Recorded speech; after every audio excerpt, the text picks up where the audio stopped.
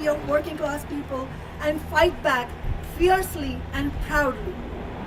A rapacious and parasitic capitalist class has amassed untold fortunes off the labor of billions of workers, but their system is in deep crisis and cannot sustain itself. Meanwhile, it eviscerates ordinary people's living standards with historic levels of inflation, and over 800 million go to bed hungry each night. The right wing is on the attack against abortion rights and LGBTQ plus people. The future of human civilization rests on a knife's edge with the existential threat of climate catastrophe. Working and young people cannot afford status quo corporate politics. At my inauguration in 2014, I said, "Let me make one thing absolutely clear. There will be no backroom deals with corporations or their political servants. There will be no rotten sellout of the people I represent." Our Socialist Council office has held true to that. It is extremely regrettable that exceedingly few other elected officials in this country can say the same. Since I was elected in 2013, more than 200 self-identified Democratic Socialist candidates have been elected nationally, but unfortunately, with rare exceptions, the overwhelming majority of them have abandoned their campaign promises and failed to stand up to the political establishment. Just last month, we saw the historic and shameful betrayal of railroad workers by members of the Congressional Progressive Caucus, including the chair of the caucus, Pramila Jayapal, and the self-proclaimed Democratic Socialist Squad members like AOC. The breaking of the railroad workers' strike by the progressives in Congress does not just hurt railroad workers, it is a betrayal of the entire working class. Such sellouts have even more sinister consequences. It gives an opening to the right wing, as we saw with 5 Republican senators disingenuously voting against a strike-breaking bill to pretend to be on the side of railroad workers. These Republicans, who in reality nakedly serve the interests of the wealthy, are being allowed to pose as the party of the worker. How is this possible? Only because the Democratic Party is moving further and further right in their loyal support of the corporate elite. It is deeply unfortunate that it was the right-wing Freedom Caucus who demonstrated how to use leverage to force establishment concessions rather than the Squad. With the continued failure of any real leadership on the left, the House speakership fight revealed just how quickly and dangerously the right-wing current can fill the void. It is a frightening flashback to how Trump won his election in the first place. Working people and the left cannot stand by and wait on so-called progressive elected officials. We cannot put our faith in the AOCs or the Pramila Jayapals, even though I understand there were many who had high expectations for them. AOC recently claimed that she could not fight against Democratic leaders on behalf of workers because it would cause quote-unquote relational harm with those party leaders. Well, what about the vast and very real harm taking place in the absence of such a fight for our needs? The organization that should be holding AOC and the Squad accountable, the Democratic Socialists of America, or DSA, appears to be unwilling to do so. It gives me no pleasure to say this because I am currently a member of DSA, but the DSA leadership has, for the most part, provided cover for the misleadership of the Squad. There is a vacuum of real left leadership locally and nationally. We need a new party of the working class, one that holds elected officials accountable, that bases itself on social movements, that organizes alongside workers on the streets and in workplaces. Elections are not the only, much less the primary path to political change, because the political system is rotten from top to bottom under capitalism. Now, as the global crisis worsens, the rot spreads deeper and deeper, and the threat of further corruption by the far right hangs over us all. In India, the country I was born in, the far right is in power and rapidly consolidating it. In the US, the midterms were but a temporary reprieve unless we get organized. Capitalism needs to be overthrown. We need a socialist world, and that is only possible by mobilizing many millions of working people around genuine socialist ideas and fighting relentlessly for our interests as a class. But the task of rebuilding the class struggle in America will go nowhere if young people and the rank and file of the labor movement are not clear about the role of the Democratic Party and the need for a new party that serves us, not the rich. Working people need to recognize that we have to fight independently of the two big business parties and of the leaders who make excuses for them. Last year saw hundreds of thousands of workers fighting to unionize their workplaces or going on strike to win a good contract, whether at Amazon or at Starbucks or at the University of California. We saw the historic victory of Amazon workers at JFK 8 in New York by the newly formed Amazon Labor Union. The year before, we saw Striketober, which included historic battles like the John Deere strike, and here in Seattle, the strike of the Pacific Northwest carpenters. And it was less than 3 years ago that the biggest street protest movement in United States history took place, the Black Lives Matter struggle in the wake of George Floyd's murder by police. Working people want to fight back, but we need to get better organized. We need a nationwide movement, an independent rank and file campaign organizing in workplaces and on the streets. It should be progressive labor unions using their resources to launch such a movement as unions have done in the UK with the Enough is Enough campaign. But that has not happened. Unfortunately, much of the union leadership in this country is closely tied to the Democratic establishment, afraid to call out the Democrats, afraid to run independent candidates, afraid to build strong strike actions based on bold demands, afraid to rock the boat. That is why, alongside Socialist Alternative and others, I am announcing the launch of such a national movement, Workers Strike Back, instead of myself running for re-election again in Seattle's District 3. We have no illusion that a mass movement can be built overnight, but we urgently need to get started. Working people have set a powerful example in this city. It is time to build on that nationally to widen and strengthen the class struggle. You can see our website at workersstrikeback.org. There are volunteers here today handing out flyers. Workers Strike Back will be launched in early March in cities around the country, from Seattle to New York to Chicago to Minneapolis to Oakland to Houston and beyond. Here in Seattle, we will be holding a launch rally on March 4th at 12 noon at Kane Hall at the University of Washington. The main demands of Workers Strike Back are: workers need a real raise, good union jobs for all, fighting racism, sexism, and all oppression, quality affordable housing and free health care for all, no more sellouts. We need a new party.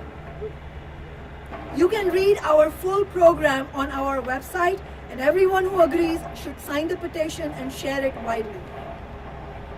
Alongside Workers Strike Back, we will be launching a video broadcast to bring socialist politics and strategy to working people nationally and internationally.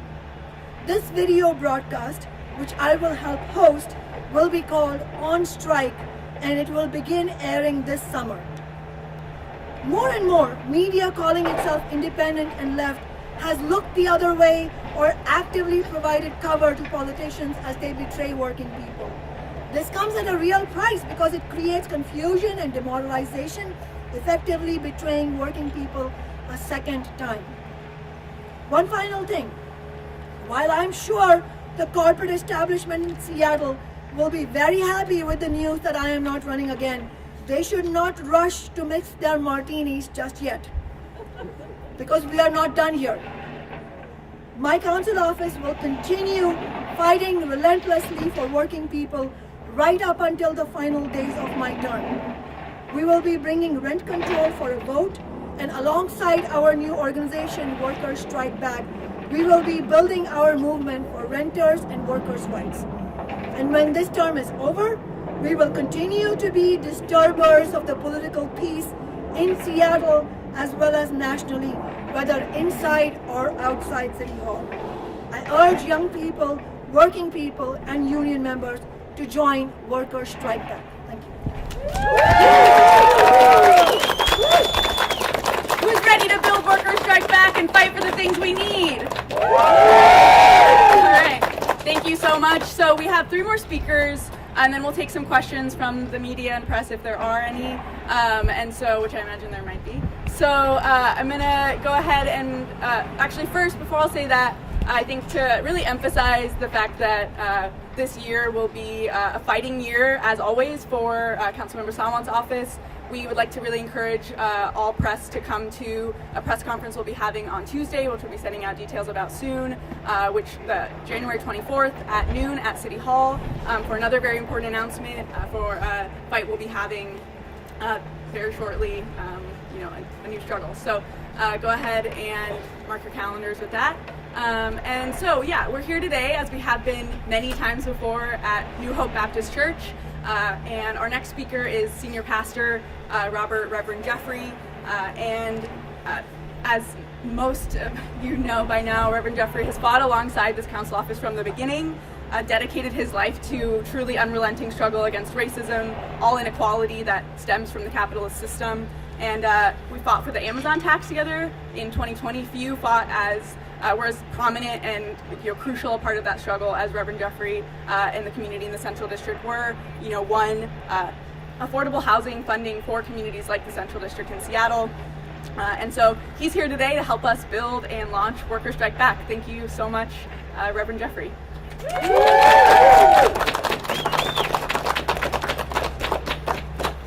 First, I want to thank Councilwoman Sawant for her service to this city.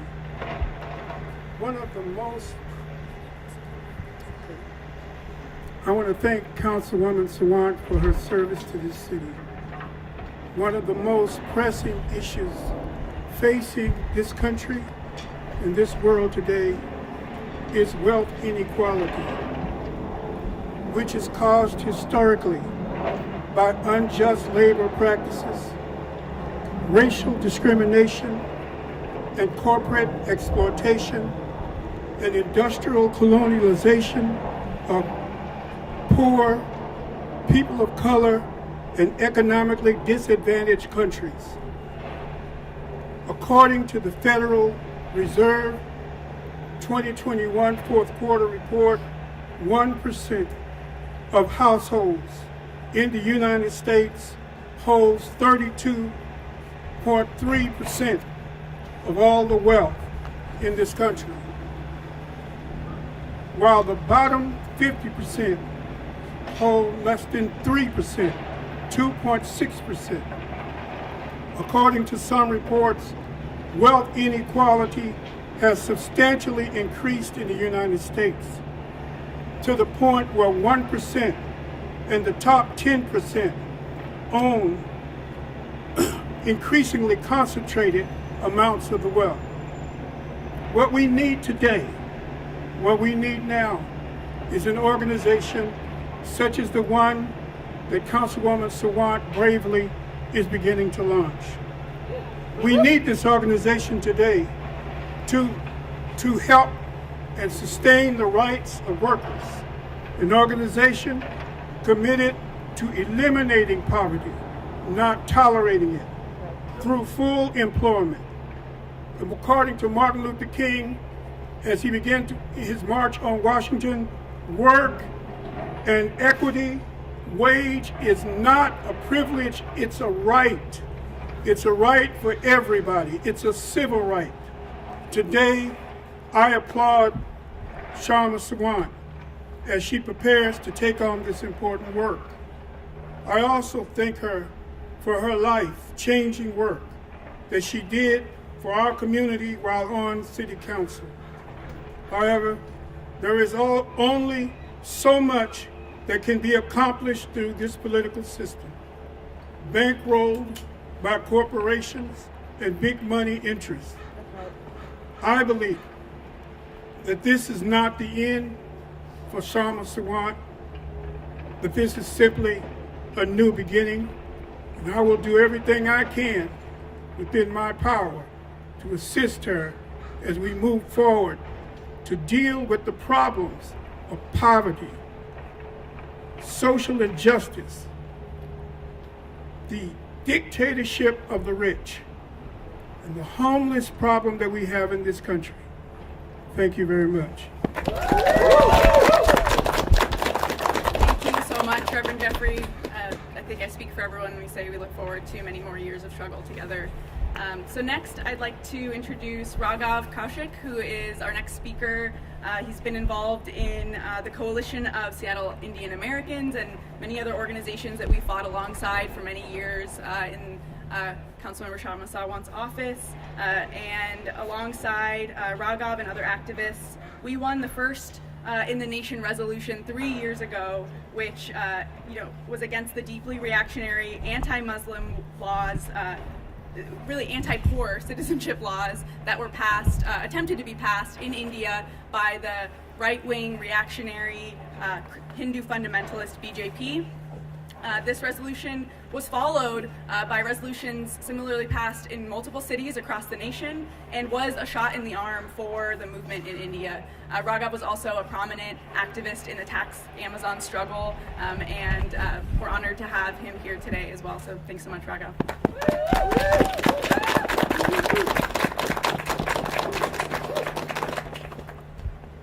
So I've known Kshama for a decade. In fact, our friendship started when she was running for city council in 2013, and it started by me co-organizing a fundraiser for her.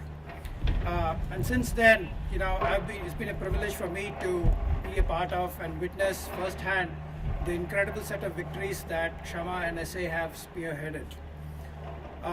Let me bring up two examples that I was deeply involved in. One was mentioned by Bia, which was the resolution against condemning the horrific laws that the Modi administration, the right-wing Modi administration, passed in India.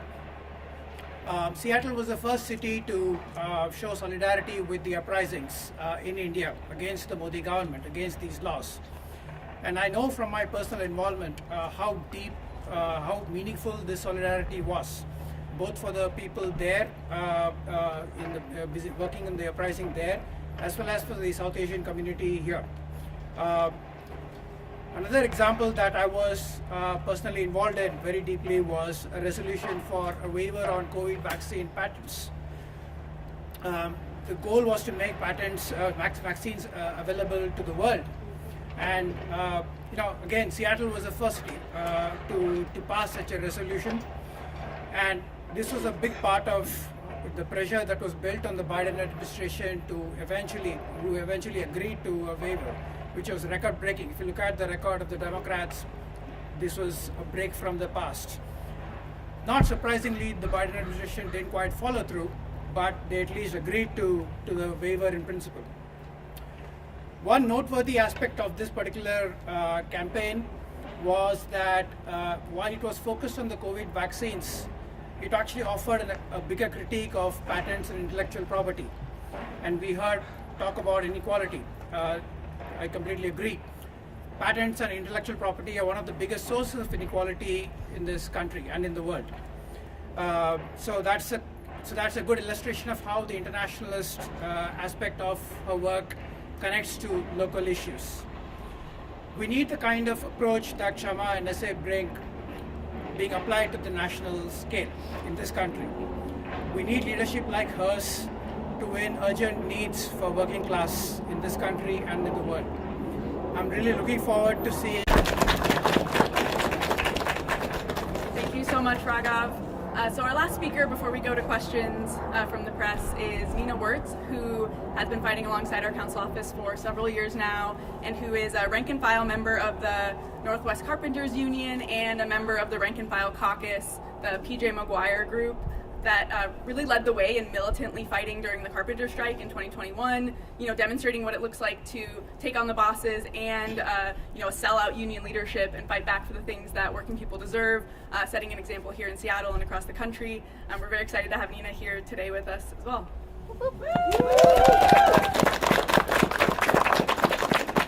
Thank you. My dad is a retired merchant marine. I spent many holidays at parties in his union hall growing up. I didn't know why his union was so important to him, but his pride was unmistakable. When I joined the Carpenters Union almost 8 years ago, I felt that union pride. I felt the legacy I was now a part of, not just from him, but from the generations that came before. The legacy I hope my son inherits. But it wasn't long before I saw what my union had become. An institution of bureaucrats who had sold us out to the bosses and the two capitalist parties.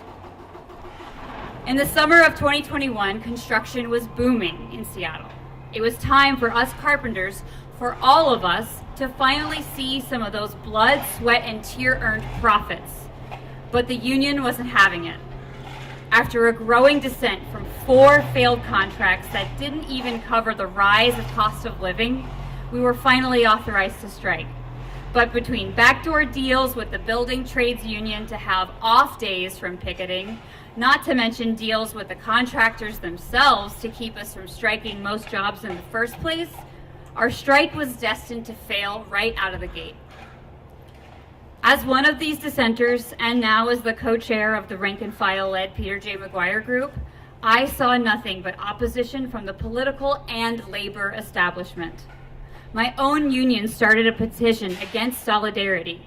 We were accused of all-out sexism by the MLK Labor Council, and the leaders of this city, well, the Democratic Party says it's pro-labor, but when it came down to actually getting their hands dirty with the boots on the ground, there was no trace of them.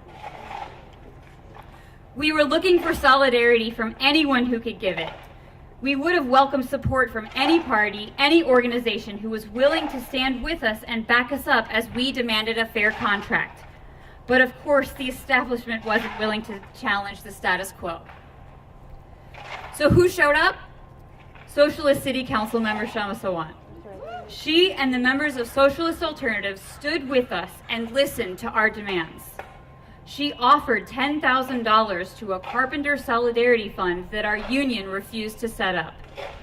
She introduced legislation to the City Council after hearing our demands. Carpenters from all across the political spectrum were on board because we could see she was paying us more than lip service. She didn't make excuses like the union did. Carpenters and members of Socialist Alternative stood shoulder to shoulder together because we all knew we were bound by the struggle.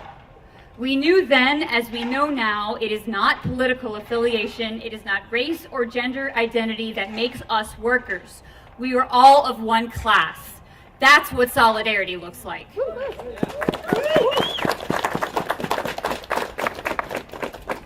This movement is not only necessary, but it is possible. It is possible to grow a movement without taking money from big business. This city council office spearheaded the Fight for 15 to a nationwide demand. No thanks to the Democratic Party, who have yet to fulfill this 2020 presidential election promise. That's right. The future of the labor movement, without a doubt, depends on independence from the Democratic Party. Decades of neoliberalism have been filled with empty promises. We're told if we just #vote, our rights won't be taken away. But here we stand on the precipice of SCOTUS taking away our right to strike. That's right. Make no mistake, our unions belong to us. We are the union.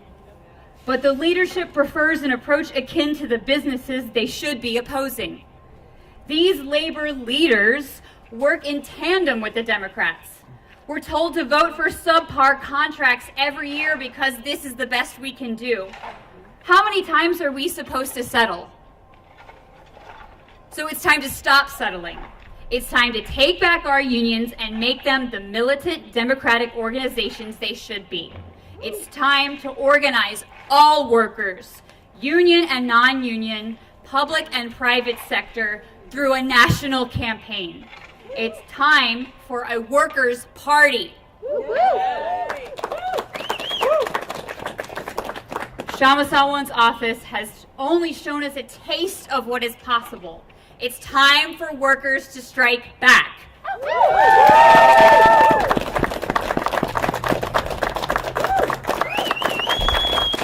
When we fight, we win. When we fight, We win. When we fight, We win.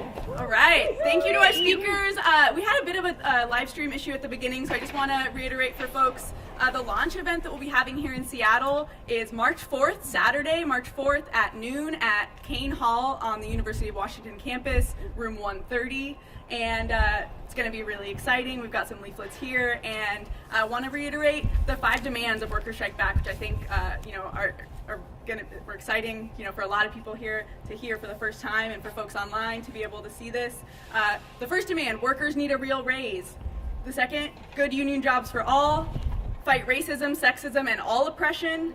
Quality, affordable housing, and free health care for all. And no more sellouts. We need a new party. So yeah, I'm gonna pass it over. Oh, yeah, I think that's. Oh, one last thing I wanted to mention before we go to questions. We want folks who are listening right now to reach out to us. We have an email, solidarity@workersstrikeback.org. We would love to hear from you. Send us a message on any social media platform. Follow us, Workers Strike Back, on Twitter, Instagram, TikTok, and Facebook. So we'll bring Councilmember Kshama Sawant back up here now for questions.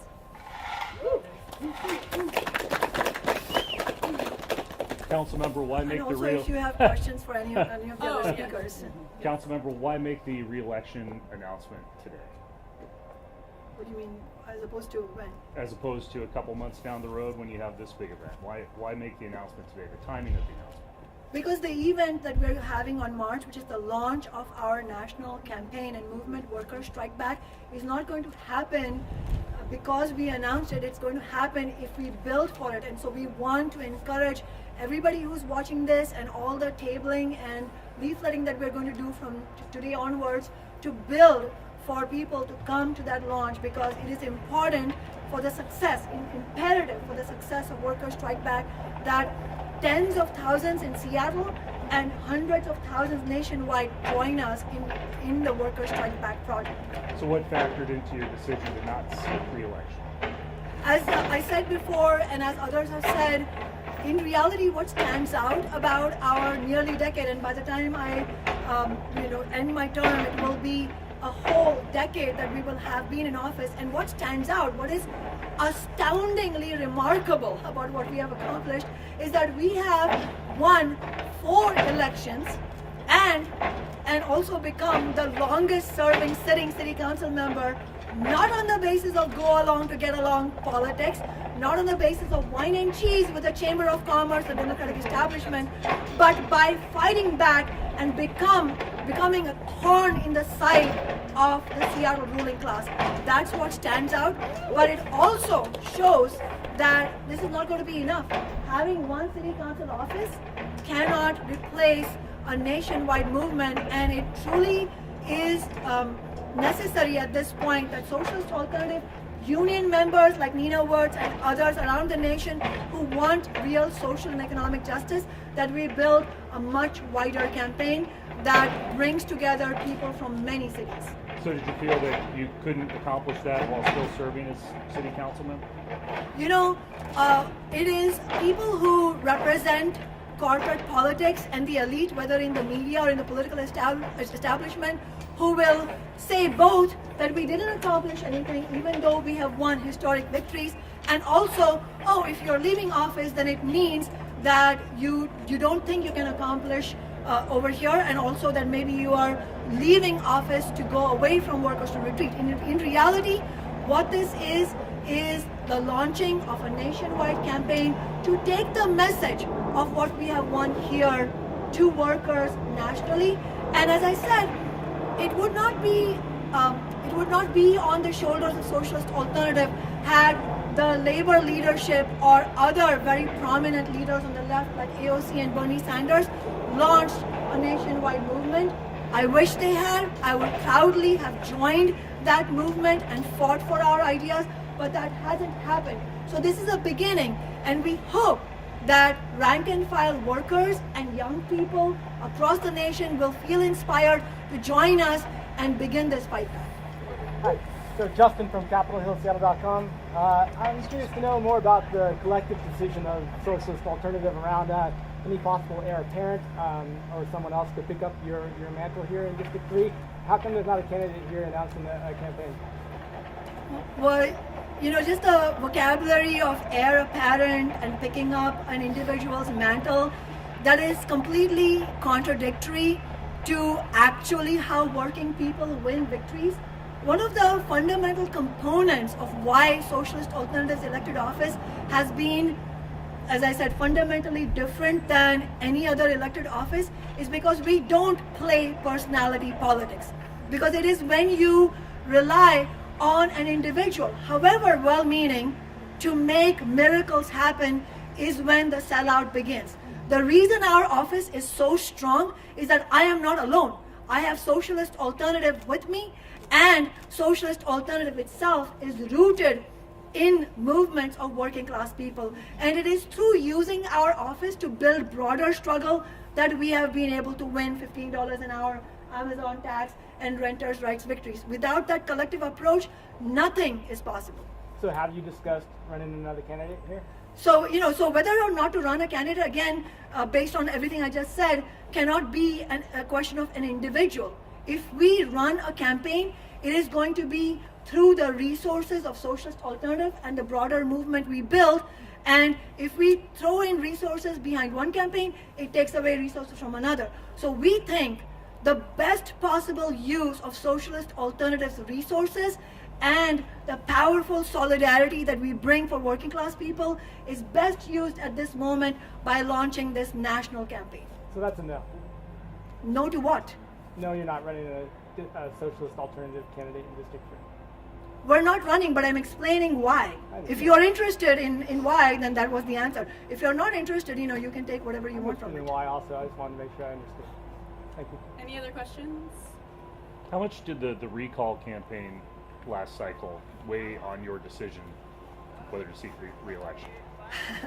I think the working people who are watching this live stream on social media are going to understand that, corporate media will never, these questions that we are seeing here, they are proof that corporate media, this is from a local network station, are never going to be on the side of working people. And the same reality, the same facts are portrayed as 180-degree opposite. I mean, this question reminds me of the New York Times. After we had won our 2019 election, after having beaten the millions of dollars of Amazon and Jeff Bezos, the New York Times had the temerity to ask me, what do you think about the campaign that you just nearly lost? And I said, that's a very funny way you have of describing how we won the campaign against Amazon. So I think part of, and in fact, your question really answers also why we are launching alongside Workers Strike Back the broadcast, video broadcast also, because there is such a vacuum in the media. I mean, corporate media, of course, are not on our side, but let alone that, even the left media, where there's a vacuum of a real analysis, honest analysis that supports the anger of, validates the anger of working class people, much less provides a strategy for fight back. So, what's remarkable about the recall campaign and the other 3 elections that we have won is not that they were close, and I have an answer for that too, but in reality, what's remarkable is that despite how we have fought back and never sold out, we have won 4 elections. That is tremendously historic. There is no question about that. But what's remarkable about the recall fight itself is that not only did we have big corporations, corporate landlords, the democratic establishment, all of those, usual suspects arrayed against us, they couldn't defeat us in any of the previous elections. They couldn't defeat us in 2019, despite all of the money of Jeff Bezos. They have tried lawsuit after lawsuit. They brought frivolous, baseless ethics complaints against me. And then when nothing worked, they tried the recall attack against us. And to make that attack, they even brought the forces of the capitalist institutions, including the Supreme Court, to bear, forcing an unprecedented December election. And despite everything stacked against us, including a nearly winter election when most voters don't know that there's a ballot coming their way, we were able to defeat them and win despite all that. In fact, we had record numbers of people, young people especially, saying, I wasn't even going to register to vote, but for this I will register and I will vote and I will become part of your campaign. And let's not forget that the same year that we faced the recall and we defeated them, two other progressives, Lorena Gonzalez and Nikita Oliver, lost their campaigns in the regular election because they refused to fight and they hugged the establishment to their defeat. Thank you so much. I think we are done with questions here. Okay, last one. Is your hope that your Worker Strike Back initiative gets a national image, a national following, a national platform? Absolutely, Worker Strike Back is meant to be a national movement. That is why we are doing this launch not just in Seattle, but as I said, workers and socialists and union members in multiple other cities will be launching themselves as well.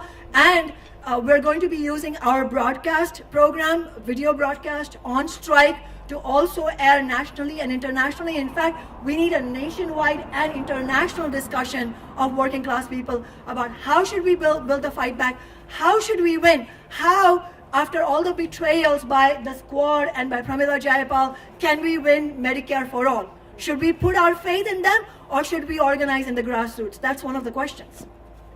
Okay. Does SA plan to stay involved in local politics, not running a candidate, but Absolutely. Yeah, absolutely. Like I said, first of all, we're not going anywhere right now because we still have a whole year ahead of us using our city council office. But beyond that, Worker Strike Back, as I said, is going to be built in multiple cities. Seattle is one of them. So absolutely, that if we have renters' rights struggles here after we finish our term, then we will be part of that. And it's not only the renters' rights or affordable housing questions inside Seattle. There will be regional fights, I hope, on affordable housing and ending homelessness. We also have the UPS contract renewal coming up. We have the West Coast Port Workers contract coming up. There will be local struggles. UAW 4121 will be moving into contract battle very soon. So we are going to have multiple local, regional, and national struggles. And at every step that is possible for Worker Strike Back to be involved and share our ideas on strategy and really be shoulder to shoulder with working class people, we are going to be there. Okay, thank you so much, everybody. We win! Thank you to everyone tuning in online, and follow us on social media for news about where Worker Strike Back will be near you and in Seattle. We'll see you on March 4th.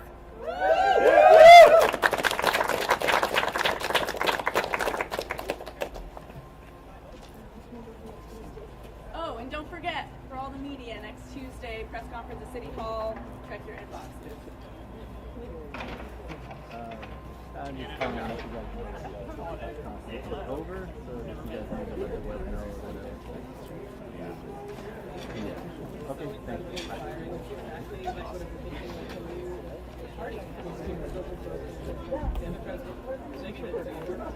you.